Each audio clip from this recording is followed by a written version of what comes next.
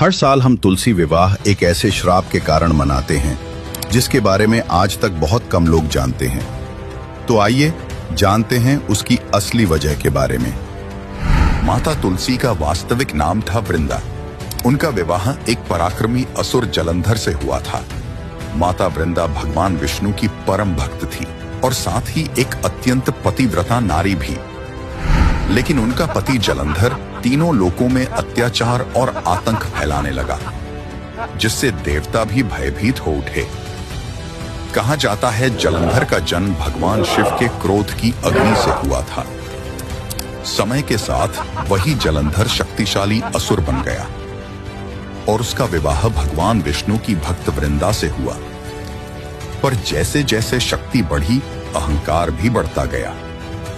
जलंधर ने देवलोक पर विजय प्राप्त कर सभी देवताओं को वहां से भगा दिया।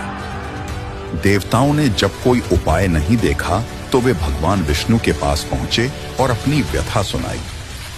विष्णु जी ने कहा, जलंधर को हराने का एक ही उपाय है, वृंदा के सतीत्व का भंग। क्योंकि जब तक वृंदा की पतिव्रता शक्ति अटूट है, तब तक जलंधर को कोई नहीं मार सकता। इसी बीच देवता भगवान शिव के पास पहुंचे। शिव जी ने जलंधर के अत्याचारों को समाप्त करने के लिए उससे युद्ध प्रारंभ किया। पर वृंदा के पवित्र पूजन और सतीत्व की शक्ति के कारण शिव जी के प्रहार भी जलंधर पर बेअसर रहे। तब भगवान विष्णु ने एक लीला रची। उन्होंने जलंधर का रूप धारण किया और वृंदा के पास जाकर खड़े हो गए। वृंदा ने उन्हें अपने पति समझकर स्पर्श किया और उसी क्षण उनका पतिव्रत भंग हो गया।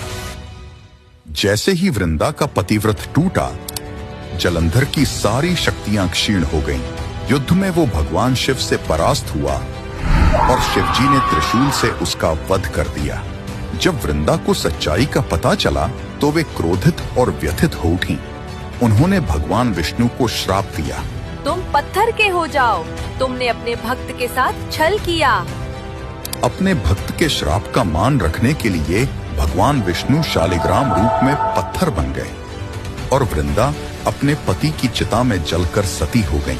वृंदा की चिता की राख से एक पवित्र पौधा उगा जिसे भगवान विष्णु ने तुलसी नाम दिया और अपने पाप के प्रायश्चित के रूप में कार्तिक मास की शुक्ल एकादशी के दिन भगवान विष्णु ने स्वयं तुलसी से विवाह किया। उस दिन से आज तक हर वर्ष कार्तिक मास में तुलसी